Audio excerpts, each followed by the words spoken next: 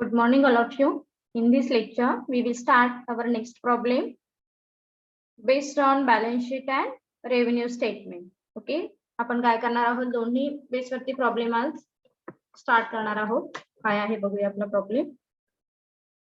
To कंपनीची information दिलेली आहे तुम्हाला, x limited, Y limited.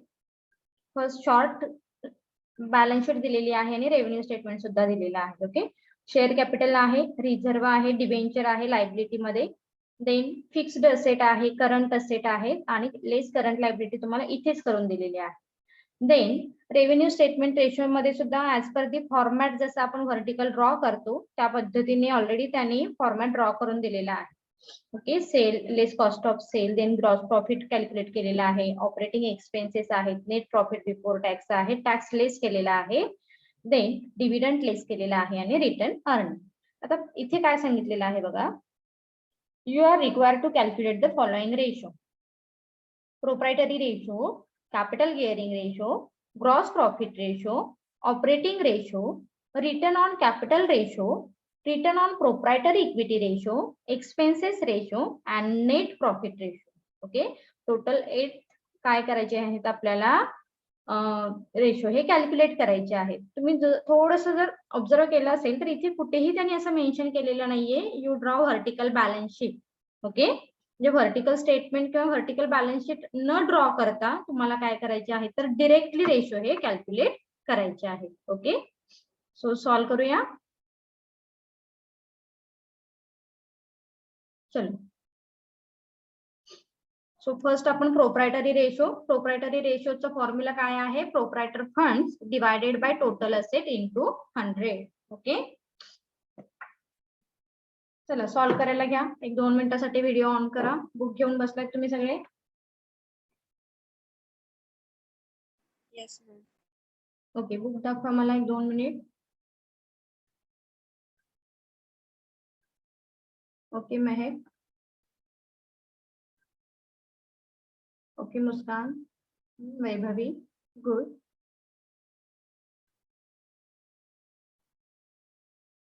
Okay Saloni, चलो सेम टाइमला सॉल्व करायला सुरुवात करा. प्रोप्रायटरी रेशोचा फॉर्म्युला लिहून घ्या आणि दोन्ही कॉलम करा, म्हणजे ज्यामध्ये आपल्याला इयर वाईज विचारलेले आहेत आपण काय करू, इयर वाईज कॅल्क्युलेट करू.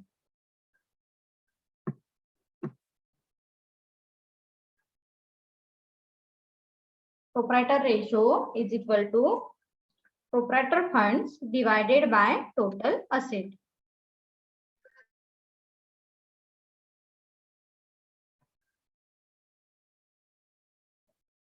ओके सलिया,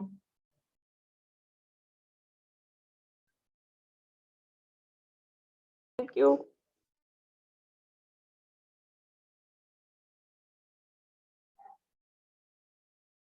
चलो X limited proprietor ratio, proprietor funds. आता प्रोप्रायटर फंड्स मध्ये काय दिलेलं आहे, share capital and reserve. Okay, these are proprietor funds म्हणतो आपण. Divided by total asset. Total asset मध्ये काय येतं, fixed asset plus current asset plus investment. आता इथे इन्व्हेस्टमेंट दिलेली आहे का, नाहीये, तर आपण काय करूया, फक्त फिक्स्ड असेट आणि करंट असेट घेऊया. सॉल्व करायला घ्या. फर्स्ट यामध्ये तुम्ही आणखी एक स्टेप वाढवली तरी चालेल. प्रोप्रायटर फंड्स मध्ये काय येतं हे मेन्शन करा. इथे प्रोप्रायटर फंड्स मध्ये काय येणार आहे, proprietor funds is equal to share capital plus reserve. Okay, म्हणजे तुमच्या लक्षात येईल की आपण कोणते अमाऊंट घेतलेले आहे. देन टोटल असेट डिवाइड करणार आहोत ना आपण. सो टोटल असेट मध्ये आपण काय घ्यायचं आहे, टोटल असेट मध्ये काय घेणार आहोत आपण, फिक्स्ड असेट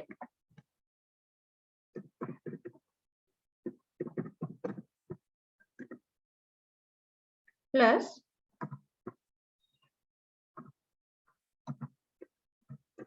करंट असेट.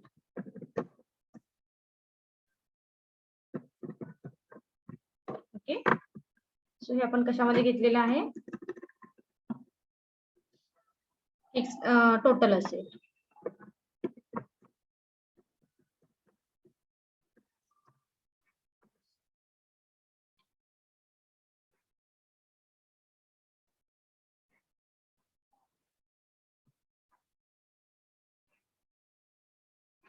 चलो टोटल फंड्स कॅल्क्युलेट करा बरं आता directly. First year 88,000 plus reserve किती आहे 42,900. Then divided by fixed asset 1,29,000 sorry 1,21,000 plus current asset आहेत 1,25,000.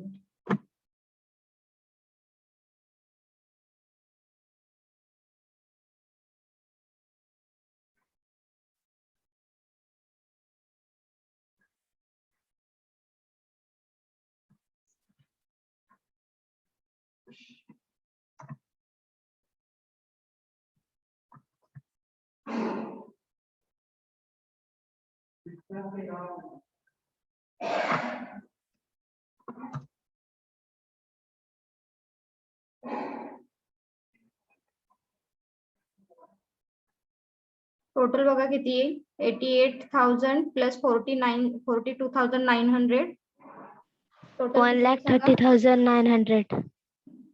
एक minute 1,30,900. Just weight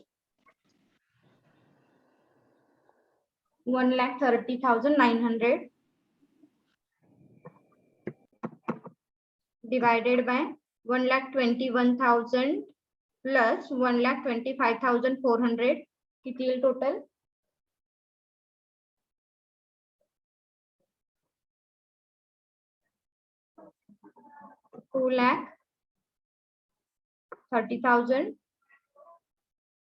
sorry 2,46,000 2,46,400 into 100. लक्षात आलं का बघा रेशो आपण काय कॅल्क्युलेट केलेला आहे प्रोप्रायटर फंड्स आपण कन्सिडर केले 88,000 प्लस 42,900. देन त्याच्यानंतर आपण टोटल असेट कन्सिडर केले टोटल असेट मध्ये 1,21,000 प्लस 1,25,400 आले त्याची टोटल करून घेतली डिवायडेड बाय इंटू 100 केली. सो पर्सेंटेज कॅल्क्युलेट करा किती येईल सांगा 53.125. 53%. Is it clear? First year 53%. 53 Yes, ma'am. 125. Okay जर चार्ट मध्ये मेसेज करा कारण आवाज काही येत नाही.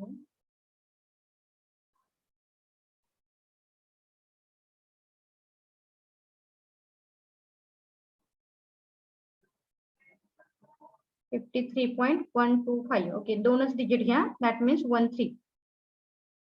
13 मेन्शन करा पुढे.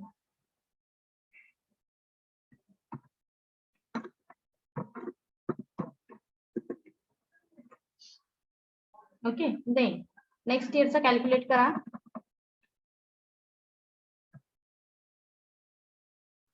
Next year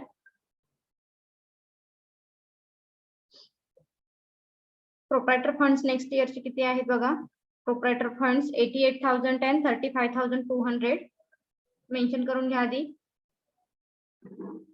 88,000 plus 35,200 divided by total asset 96,800 and 1,03,400 हे दोन दिसत आहेत बघा हे पुटअप करून घ्या पुढे 96,800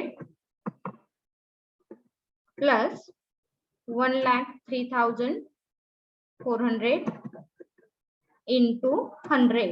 ओके टोटल जे अमाउंट येईल त्याला आपण इंटू 100 करणार आहोत. सो टोटल बघा किती आली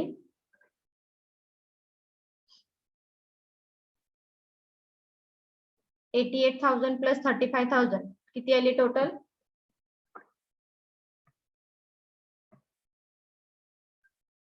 1,23,200. 1,23,000. 1,23,200 1,23,200, right? Divided by total asset मध्ये 96,800 plus 1,03,400 किती येईल टोटल? 2,00,200 समथिंग काहीतरी येईल. चेक करा एकदा. 2,02,200. राईट. इंटू 100 करा आणि फायनल आन्सर किती येईल कॅल्क्युलेट करा पर्सेंटेज फॉर्म मध्ये.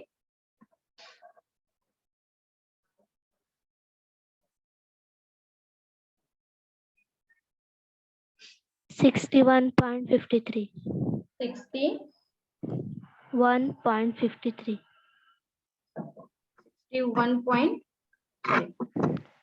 53. 61.53%, right? बरोबर Right, ना? ma'am. Yes, ma'am. Okay. So आता पुढची रेशो काय आहे? एक मिनिट. पुढे काय विचारलेलं आहे? कॅपिटल गिअरिंग रेशो कॅल्क्युलेट करूया आपण. ओके.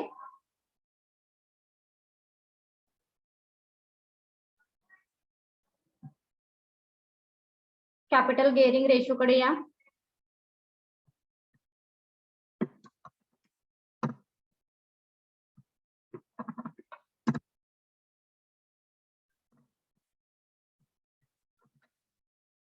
कॅपिटल गिअरिंग रेशोचा फॉर्म्युला काय आहे? Capital gearing ratio is equal to fixed interest bearing security divided by equity shareholder fund. Okay, we were already learn in problem number 2, right? So आपण काय बघतो? Fixed interest bearing security. यामध्ये आपण काय लक्षात ठेवायचं ठरवलं होतं की ज्या सिक्युरिटीवरती आपल्याला इंटरेस्ट हा पे करावा लागतो that is means fixed interest bearing security. आणि इक्विटी शेअरहोल्डर फंड आता बघितलं आपण काय दिलेलं आहे प्रॉब्लेम मध्ये. या परत एकदा काय आहे बघूया. इयर वाईज पुटअप करायचे तुम्हाला. फिक्स्ड इंटरेस्ट बिअरिंग सिक्युरिटी मध्ये येणार आहे 8% डिबेंचर येईल फक्त, आहे ना, फिक्स्ड इंटरेस्ट बिअरिंग सिक्युरिटी. आता इथे प्रेफरन्स शेअर दिलेला आहे का? नाहीये दिलेल्या प्रॉब्लेम मध्ये, त्यामुळे फारसं तुमचं कन्फ्युजन होणार नाहीये. So fixed interest bearing security means debenture divided by equity share holder fund. मग इक्विटी शेअर होल्डर फंड मध्ये आपण काय घेतलेलं आहे? Share capital and reserve. Okay, लक्षात आलं का आपण काय काय घेणार आहोत? फिक्स्ड इंटरेस्ट बिअरिंग सिक्युरिटी मध्ये फक्त डिबेंचर येईल आणि इक्विटी शेअर होल्डर फंड मध्ये as usual share capital and reserve येईल. ओके, चला सॉल्व्ह करायला घ्या. Debenture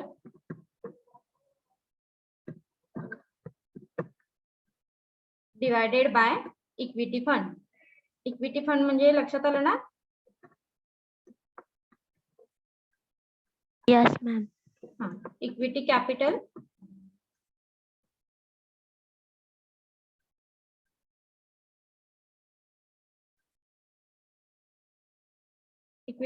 and reserve.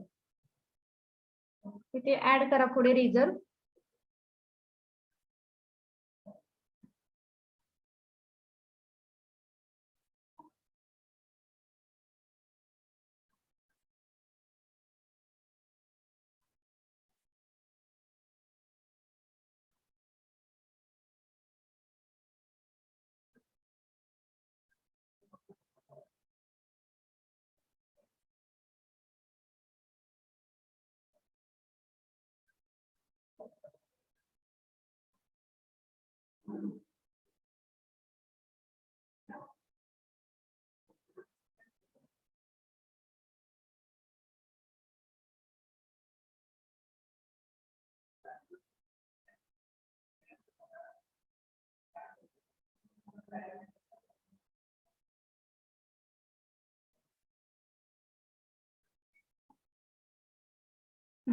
चला डिबेंचरची अमाऊंट किती आहे?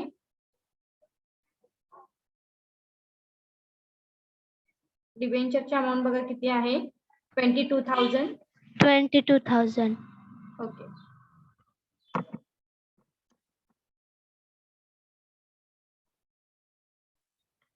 इक्विटी शेअर होल्डर फंड आहे 1,30,900.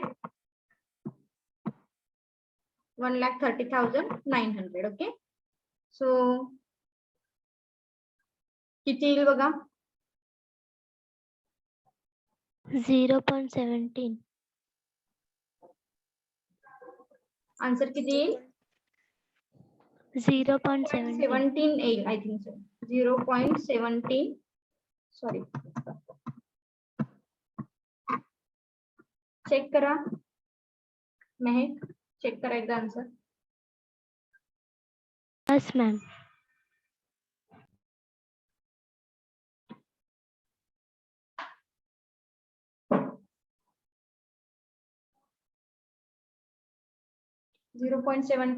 देन वाय लिमिटेडचे कॅल्क्युलेट करा. मग debenture divided by equity. Problem मध्ये या डिबेंचर किती दिसत आहेत?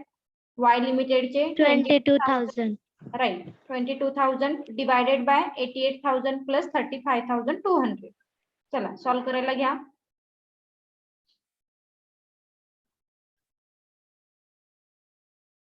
डिबेंचर 22,000 डिवायडेड बाय, टोटल करून डिरेक्टली घेतलात तरी चालेल, कारण ऑलरेडी आपण capital equity sorry equity capital calculate केलेले आहेत. किती आहेत टोटल? 1,23,200. 1,23,200. 1,23,200. ओके. आन्सर बघा किती येईल? 0.18. 0.18 राईट. 0.18. इथे काही प्रॉब्लेम असू नये, कारण हे ऑलरेडी आपण रेशो काय केलेले आहेत? कॅल्क्युलेट केलेले आहेत. Is it clear? Capital gearing ratio. Yes, ma'am. Okay. So next ratio आहे आपला ग्रॉस प्रॉफिट रेशो. हा तुमच्यासाठी नवीन असेल, आपण फर्स्ट टाइम सॉल्व करतोय. बघूया काय आहे. ग्रॉस प्रॉफिट रेशो चा फॉर्म्युला काय आहे बघा. Gross profit ratio is equal to gross profit divided by net sales into 100. ओके, लिहून घ्या formula. Gross profit is equal to gross profit divided by net sales into 100. So the gross profit काय दिलेला आहे? Already तुम्हाला दिलेला आहे problem मध्ये. किती आहे तो ग्रॉस प्रॉफिट? इथे या रेव्हेन्यू स्टेटमेंट रेशो जो दिलेला आहे तो ग्रॉस प्रॉफिट किती दिसतोय तुम्हाला? 92,400 आहे. Okay, 92,400 divided by net profit. Okay, so divided by काय करायचं आहे आपल्याला? Sorry, net sales. Gross profit divided by net sales. So net sales किती दिलेला आहे प्रॉब्लेम मध्ये? 3,30,000. Is it clear? प्रॉब्लेम मध्ये तुम्हाला दिलेले आहेत ऑलरेडी 92,400 ग्रॉस प्रॉफिट आहे आणि नेट सेल्स आहे फर्स्ट इयरचा 3,30,000. ऍज पर दी फॉर्म्युला इंटू 100 करायचे आहे. सो कॅल्क्युलेट करा म्हणजे आन्सर मिळेल तुम्हाला 28.18%. ओके, 28.18%.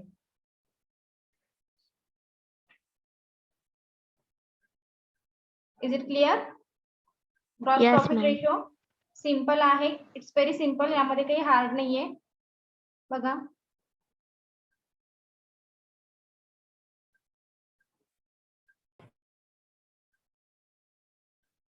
देन वाय लिमिटेडचं कॅल्क्युलेट करून बघा. वाय लिमिटेडचा ग्रॉस प्रॉफिट किती दिसतोय प्रॉब्लेम मध्ये? प्रॉब्लेम मध्ये या वाय लिमिटेड ग्रॉस प्रॉफिट आहे 66,000 divided by net sales. Net sales दिसतोय वाय लिमिटेडचा 2,64,000 इंटू 100. कॅल्क्युलेट करा आणि आन्सर सांगा मला किती येईल. कॅल्क्युलेट करून आन्सर सांगा किती येईल.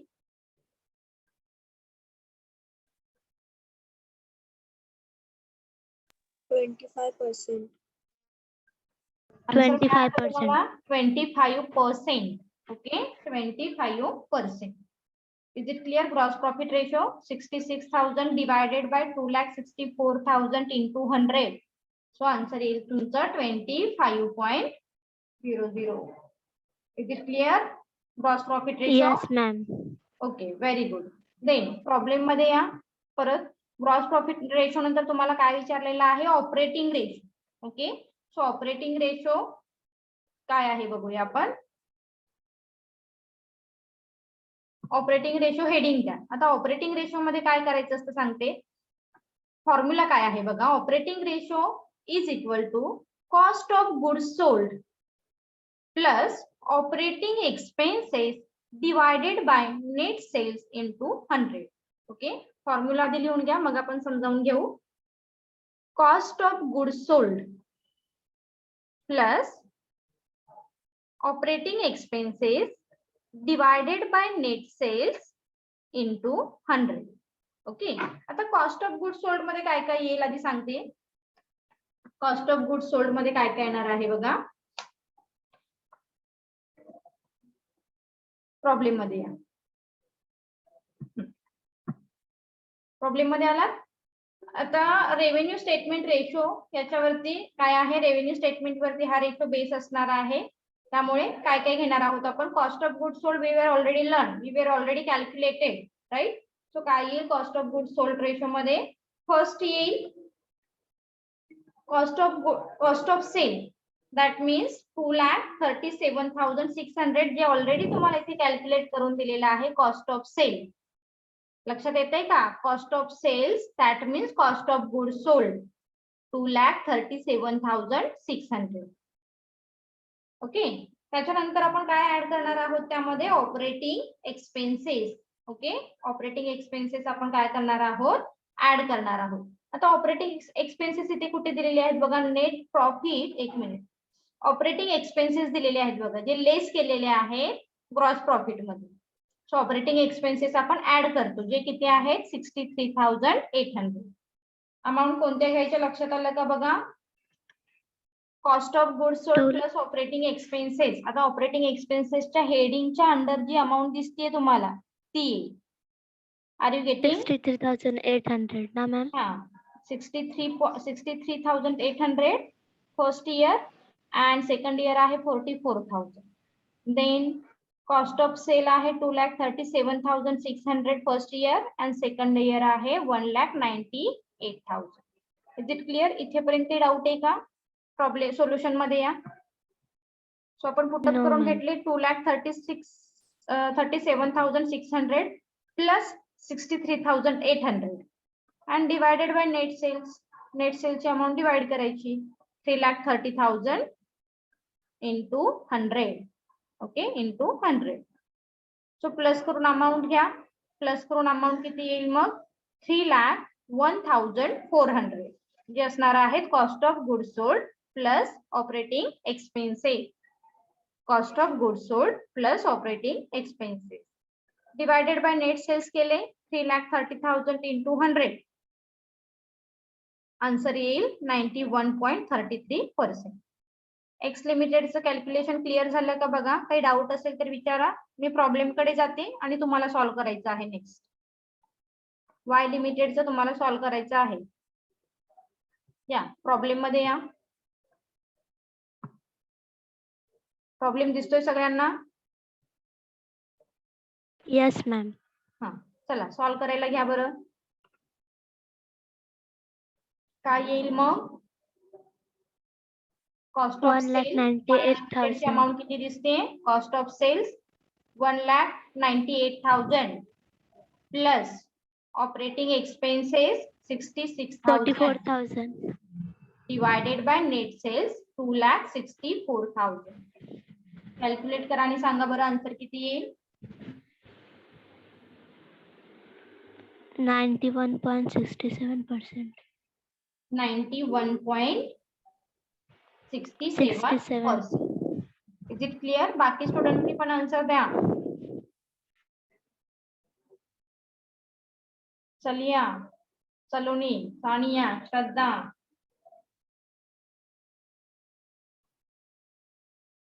लक्षात आलं का. हार्ड काही नाहीये, फक्त तुम्हाला फॉर्म्युला काय दिलेला आहे तो माहित असायला हवा.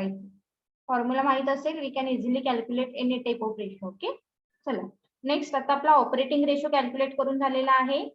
त्याच्यानंतर आपण काय करणार आहोत, return on capital employed ratio. Okay, return on capital employed ratio. So काय आहे बघूया. Return on capital employed ratio formula बघा. आधी काय सांगितलेलं आहे return on capital employed ratio. It's very simple. काय सांगायचं आहे, profit before interest and tax. Return आपण इथे कॅल्क्युलेट करून घेतो, त्यामुळे return is related to profit. Okay, आपल्याला काय रिटर्न मिळाला हे आपण काय करणार आहोत इथे कॅल्क्युलेट करणार आहोत. So return is related to the profit. So तुमचा फॉर्म्युला तयार होईल profit before interest and tax divided by capital employed. आता हा जो रेशो आहे हा कंबाईन रेशो आहे, म्हणजे एक रिलेशन असेल तुमचं रेव्हेन्यू मधलं आणि एक रिलेशन असणार आहे तुमचं बॅलन्स शीट मधलं. ओके, सो काय येईल profit before interest and tax divided by capital employed into 100. Okay, आता profit before interest and tax already तुम्हाला दिलेला आहे प्रॉब्लेम मध्ये. Interest, okay, net profit before interest, sorry net profit before tax. आता ह्या problem मध्ये तुम्हाला इंटरेस्ट काही दिलेलाच नाही, त्यामुळे तुम्ही अमाऊंट कोणती कन्सिडर कराल नेट प्रॉफिट बिफोर टॅक्स. ती किती अमाऊंट दिसते 28,600.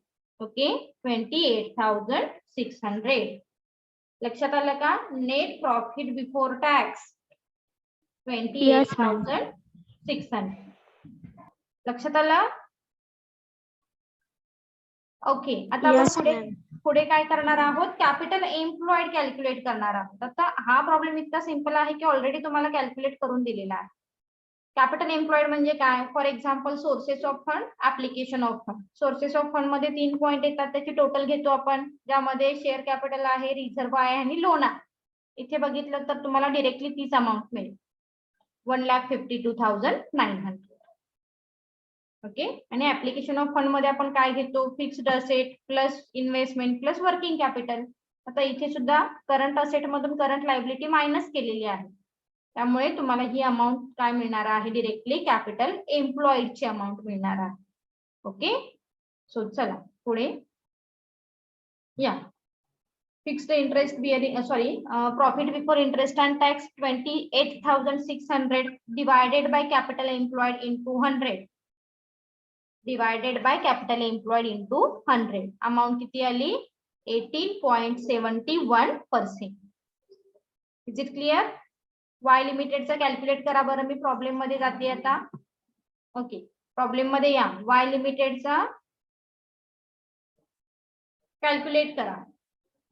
Return on capital employed ratio, that means net profit before interest and tax divided by capital employed. Okay, Y लिमिटेडचा कॅपिटल एम्प्लॉयड किती येईल मग 1,45,200 and net profit before tax किती येईल 22,000. Okay, 22,000. 15.15%. Right, 15.15%. 15.15%. Is it clear? Yes, ma'am. Okay, चलो next ratio काय विचारलेला आहे return on proprietor equity ratio. Return on proprietor equity ratio या आन्सर मध्ये या काय दिलेलं आहे बघूया आपण.